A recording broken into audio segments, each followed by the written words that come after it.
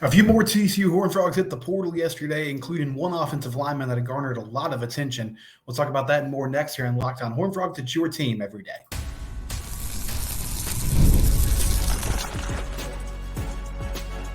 You are Locked On Horned Frogs, your daily podcast on the TCU Horned Frogs. Part of the Locked On Podcast Network, your team every day. That's right, Locked On Horned Frogs, your team every day. I'm your host, Steven Simcox. Subscribe to our YouTube channel. You can also subscribe wherever it is you listen to podcasts. We're free and available wherever you get your podcasts. We try to do this 5 days a week. I'm at Simcox Steven on Twitter. The show is at Locked On TCU. Talking transfer portal and football again today to start the show, and actually a few departures. And one name that you'll probably recognize because, as I said in the show open, this was an offensive lineman that garnered a lot of attention during his recruitment. Brione Big Bubba Ramsey Brooks from Dallas South Oak Cliff High School has hit the transfer portal, according to multiple reports.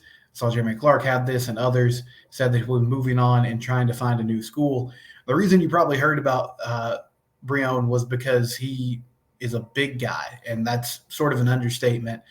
He came in at 455 pounds, or at least that's what he was listed at on the Go Frogs website. He was a 3-star prospect coming out of high school. And, I mean, he was one of those players that TCU got in on pretty quickly once they made it to campus. Once Sonny Dykes and his staff made it to campus, they offered him and others. 6'4", 380 is what he was listed at in his recruiting profile. But once he got to TCU and got registered fall camp, they had him listed at 455. So he was a big deal on social media, and he was a good player. I mean, he was a good high school player. He started on Oak Cliff teams that won state titles. He played a lot of snaps for them. But the question that everybody had was, he's got incredible size, obviously.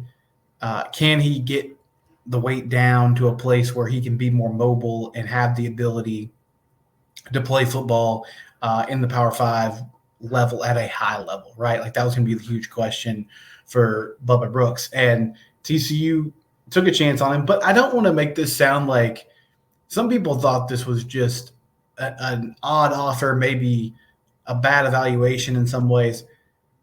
I mean, he had a number of offers. Like, it wasn't like TCU was the only one that was interested in his services. I think he had 14 Division I offers. I was looking through the list this morning.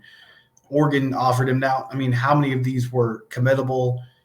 I don't know that for sure, but Arizona was involved. In some smaller schools like Alabama A&M, Grambling were also involved in his recruitment, Georgia Tech, Louisville, Kansas. So there were multiple schools at the Power 5. I guess we call it the Power 4 level now because of the dissolving of the Pac-12.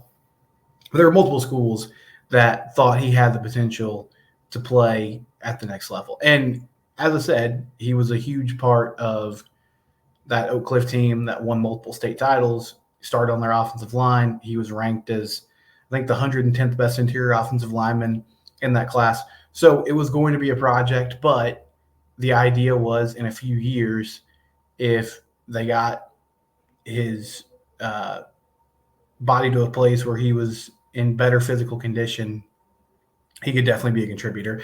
And then with just his size, there were also some intriguing possibilities. TCU never mentioned this, but people wondered, like, could you use him as a short yardage back in certain situations? Would they maybe move him over the defense and have him be a nose tackle type that could take on double teams and just be someone who's hard to move in the middle of the defense? But ultimately, it didn't work out, and he's going to look somewhere else. So I wish him the best. I mean, I thought it was I like what TCU has done over the past few seasons in trying to rebuild this offensive line and get to a place where it's more competent. Now, after the great success they had in year one, is this a guy because they offered him in the summer of 2022 and he committed shortly after. But they stuck with him even after all the success that they had, and honestly probably the possibility to look at some guys at that position in other spots in the recruiting class that maybe they didn't have access to earlier in that process. So I think the staff believed in him. I don't know everything that went down during his one season at TCU, But this feels like it was either a mutual split or after spring camp, they just said, you know what, we feel better about where we're at this position group now, and maybe it's best for everybody if we part ways here. But I'm hope that he finds a good landing spot, and I hope for his sake that wherever he goes, they give him the opportunity and the time to get to a place where he can play at a high level. Because I do think there's a possibility there. Just didn't work out here at TCU. Another name that hit the portal is Andre Seldon from New Mexico State. And you might not be super familiar with that. Well, that's because he came in 3 months ago. This is the world we live in now with unlimited transfers and the ability for these student athletes to just kind of come and go whenever. I mean, there's portal windows, but I mean, within not even really a semester, you can be at 2 different schools. Andre Seldon started his career at Michigan, and then he went to New Mexico State, played for Jerry Kill, and had a couple good seasons there. When they got him, I thought he was going to be maybe the odds-on favorite to at least play at one of these corner positions because he had a lot of success. He's 5'9", 190 pounds, and I'm not going to spend a lot of time talking about it because my hunch here is he signed on, he got to spring camp, got some opportunities, and realized Avery Helm to Travis Broughton, Channing Canada, Vernon Glover, all these guys are ahead of me. You know, Lamarian James had a good camp. He was making some plays. So there wasn't a path to playing time. He's been around for a while. That's what he's looking for. He wants a chance to get on the field. If that's not going to be provided for him, then, you know, he's going to go somewhere else, which, again, understandable. Unfortunate that it didn't work out, but this is kind of the process in college football now. And some people kind of get upset about these things, and they're like, oh, this is just a sad commentary on what college football has become. But, I mean, honestly, like, Dre Seldon, he came in. I didn't get super attached to him when they got him. I thought he could be a contributor. That didn't end up being the case. He left. That was it. Like, that was the end of the story. It didn't really affect me in any other way. So I understand that there are people that don't love the way the sport is going, the direction that the sport is trending towards. But ultimately, I mean, I feel like sometimes folks get upset about nothing. Like, this was just a player who thought he had a chance to play here. That didn't end up being the case. I don't feel like TCU fans were super attached to him. That's not a shot to him. It's just because he wasn't here for very long. And now he's going to get a chance to go somewhere else. And that's fine. I hope it works out for him. But it wasn't in the cards here at TCU. And so he'll get an opportunity elsewhere. But 2 more players at the transfer portal. And again, I think the Frogs have done a good job so far of retaining talent. Now, Dominic Williams, big loss. Can't really overstate that. It's going to stink that he's not playing in the middle of the defense. But for the most part, the guys that have left, I think, honestly, they fall into the category of TCU's kind of just asked them. It's either mutual in that they see, hey, I'm probably not going to play here, and the coaching staff is like, maybe it's better if you go somewhere else, or the coaching staff is saying, honestly, don't really see a path for playing time here. Probably better if you move on and look at opportunities elsewhere. And that's the new world of college football as we know it. And so the roster turnover is a pretty constant theme. But Brione Ramsey Brooks, Big Bubba, he's moving on. And then also Dre Seldon, who was here for a few months after transferring in from New Mexico State, he's going to look elsewhere now and see if he can land in a place where he can compete for some playing time during fall camp. When we come back, speaking of Bubba Brooks, he was part of that 2023 class. Should we be concerned about some of the guys that have left? How many guys have left out of that 2023 high school class? We'll talk about that next here on Locked On Horned Frogs, your team every day. FanDuel, if you love sports, which I know you probably do because you're listening to this podcast, go to FanDuel.com/lockedon today. FanDuel.com/lockedon. Put one $5 bet down. Doesn't even have to be a winning bet. Could be a winning bet, could be a losing bet. You'll get $150 in bonus bets as a new customer when you try FanDuel for the first time at FanDuel.com/lockedon, or you can download the FanDuel app. NBA playoffs are going on right now. Clippers and Mavs, Game 5. Also got Game 5 between the Stars and the Golden Knights in hockey tonight in the NHL. So that'll be fun. You can bet on NHL playoffs, NBA playoffs, Major League Baseball regular season in full swing. There'll be plenty of those games throughout the season. Also, some fun prop bets and over-unders for the upcoming NFL and college football seasons. FanDuel.com/lockedon or the FanDuel app. Give it a try today. Again, one $5 bet, win or lose. You get $150 in bonus bets. So with Bubba Brooks moving on from TCU, he was part of that 2023 class. And TCU has lost some important players, or at least highly rated players, from that 2023 class. Is there a reason to be concerned? Let's look at the actual class and see who TCU brought in, what they did, and if there's a actual disturbing trend over the past few seasons in the guys that they've lost. So the biggest name of note was Cordell Russell, 4-star wide receiver. He did move on in the offseason. He decided to transfer.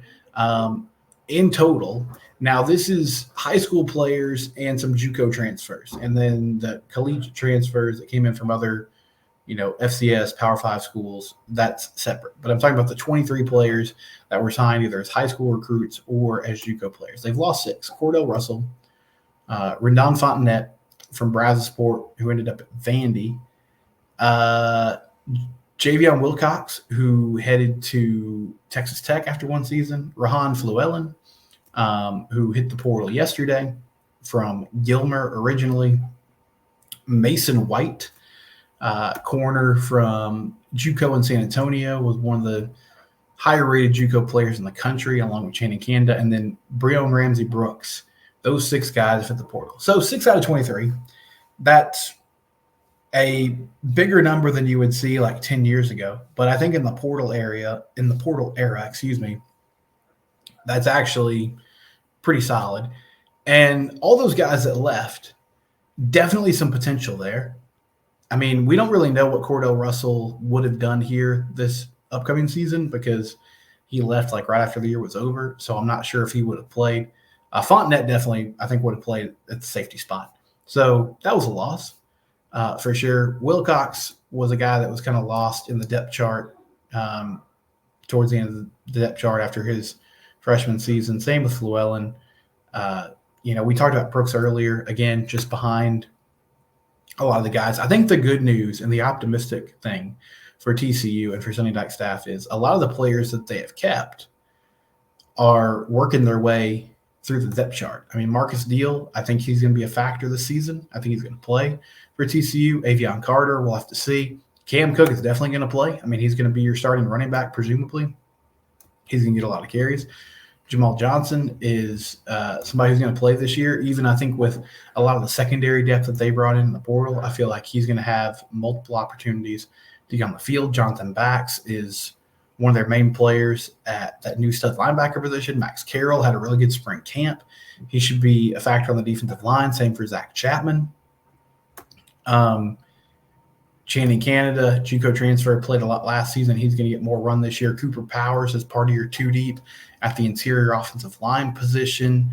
Lafayette Caraway missed pretty much all of last season with an injury, but he's gotten some first-team reps even ahead of Drake Dabney at times this offseason. He will get some playing time for TCU this year. Nardo Stoker is a guy from Oak Cliff who I think is working his way up in the depth chart for the offensive line. Jordan Bailey has already played some. Ben Taylor Whitfield got some opportunities last year. Vernon Glover should be on the field a lot this season and should be very active, and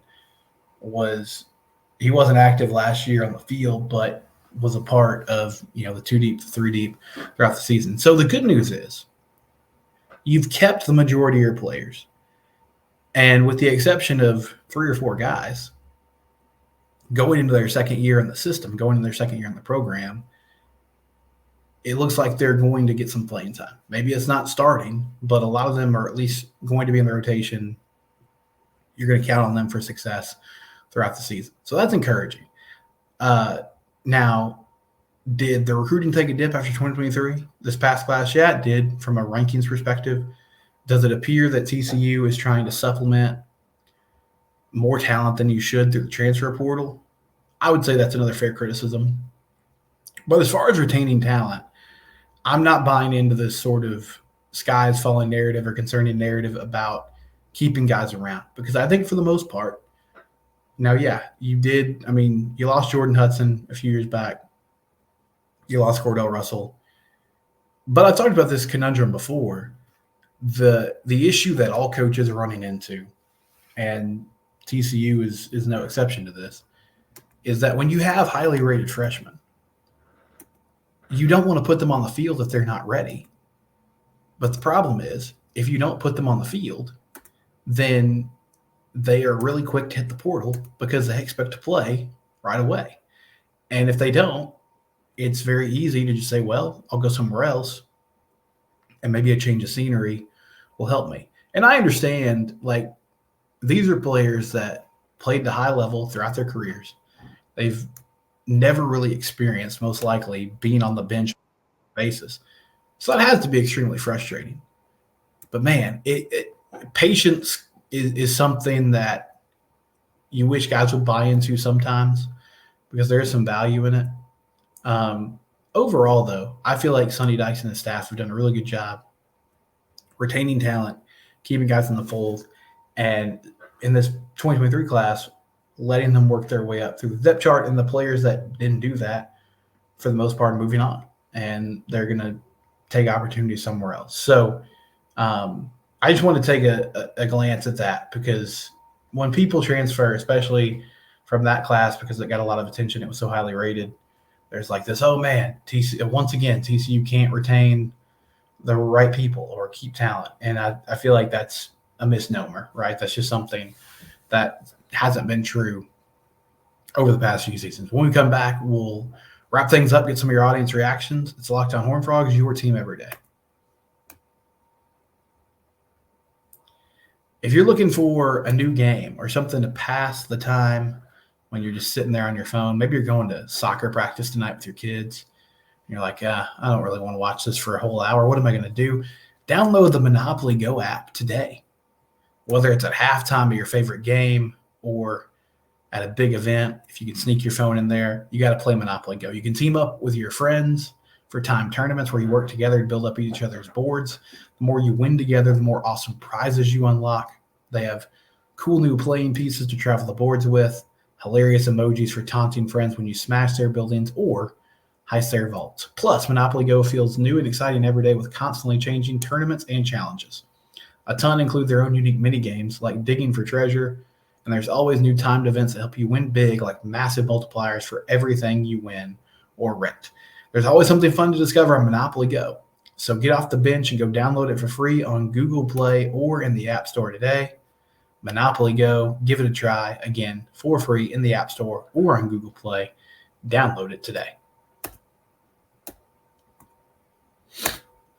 So yesterday I talked about some of my main takeaways from spring camp, and a few of you had thoughts.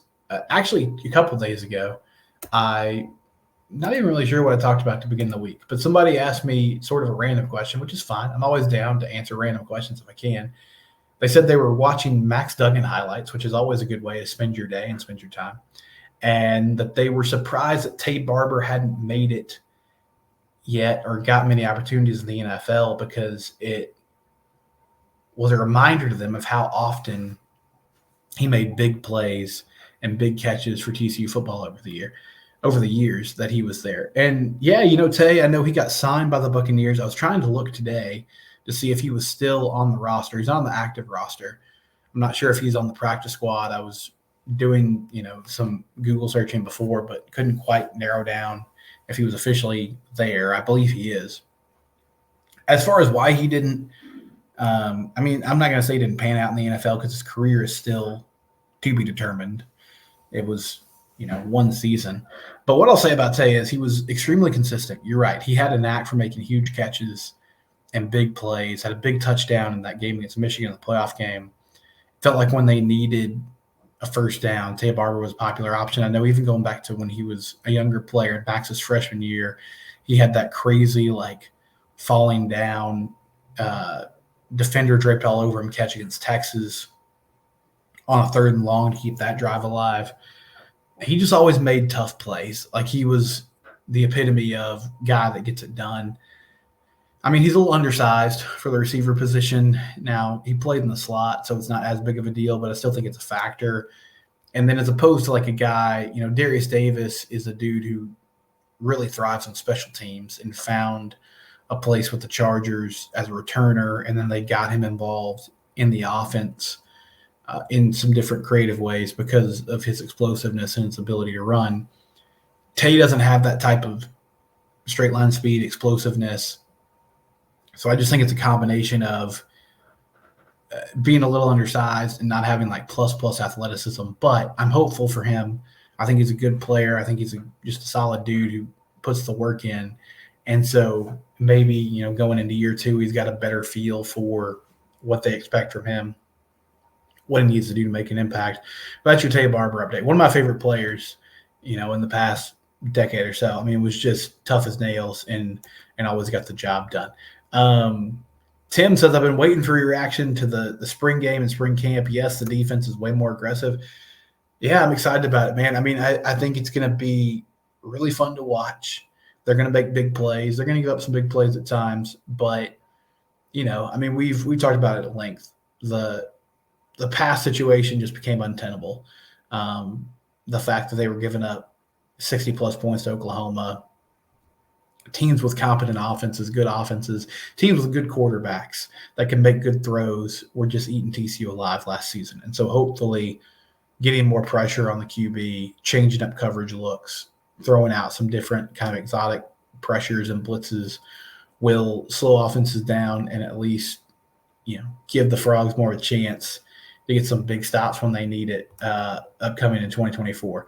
One user says Major Everhart's the best receiver. Yeah, I forgot about Major when I was talking about the deep receiving room, but he's another explosive player that can make things happen out the slot that they can use in a lot of different ways. And I know he's one of those guys that Sonny mentioned during spring camp. He was like, he almost looked like a different player going through spring practice just because he had a year under his belt. He had a better understanding of what they were trying to do on offense, and he was just able to attack and make plays. So Major's he's a factor for sure, and he's going to be involved in that receiving room. And I said yesterday, I like the different pieces that they have. You got some more traditional, like big body outside receivers, guys that can also play in the slot, a good tight end, Drake Dabney, maybe Lafayette as well, the redshirt freshman tight end, multiple guys that can make plays at all 3 levels of the defense, which will be fun to watch. And then Jacob Langford says, let's hope you see a great game from Peyton Tolle on Friday. We need that series. Yeah, Frogs need to win that series against Baylor in baseball this weekend. They really need a sweep. Like that's what you got to get done. But I mean, that's been hard to do this year because of the struggles, both hitting the ball and finding a consistent pitching staff. I'm excited to watch Tolle pitch, though. I mean, he's been fantastic for the past few months and has really, as the year has gone on, embraced that number one starter, bulldog, like I'm going to give you innings no matter what mentality that you want to see out of your ace. So I'm hopeful that he'll continue that when they hit the field on Friday night against Baylor. That game's at 6:30, and I'll be out there watching the Frogs play. So excited to see them in person on Friday night. We'll be back tomorrow. It's Locked On Horned Frogs, your team. We do it here every day.